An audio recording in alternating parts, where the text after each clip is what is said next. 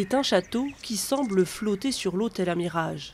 Le charme de la Motte Chandonnier a séduit en quelques semaines 25 000 internautes qui viennent de l'acheter collectivement. Grâce à l'association Adopte un château et un site de financement participatif, ils ont pu s'offrir un bout de cette ruine pour la sauver de la destruction.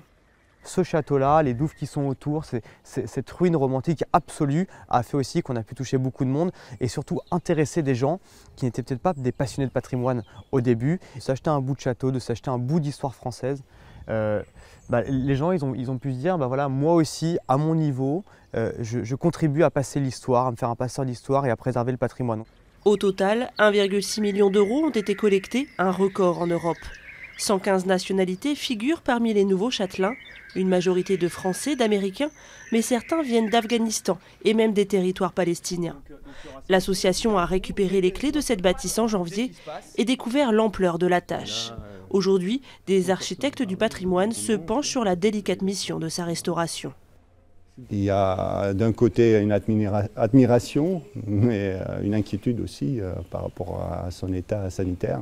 Des voûtes, des planchers qui restent par endroits qui sont vraiment dans un état critique. Et en fait, on constate que la nature qui a envahi le château est venue en même temps l'aider pour le préserver, parce que c'est les arbres qui sont venus l'étayer. À l'origine, château médiéval, la Motte Chandonnier fut saccagée à la Révolution.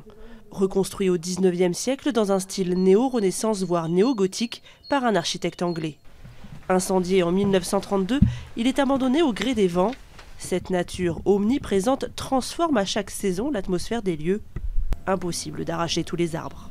Ce qui a fait l'intérêt de ce château, c'est aussi son aspect de ruine. On n'a pas le droit d'effacer tout ça au nom d'une restauration, au nom d'un projet économique qui serait délirant. Et nous, ce qu'on veut, c'est surtout conserver cette âme au château et de se dire qu'on ne va pas non plus tomber dans du tourisme de masse, qu'on ne va pas tomber dans cet écueil-là.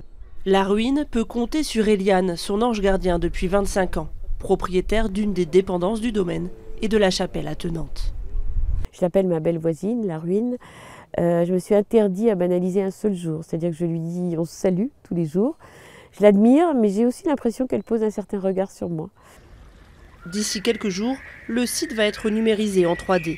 Il faudra près de 10 ans, 3 à 4 millions d'euros pour sécuriser entièrement les lieux. Les initiateurs du projet espèrent accueillir d'ici juin 2018 la première assemblée de copropriétaires, avant pourquoi pas d'y organiser des concerts ou des expositions temporaires.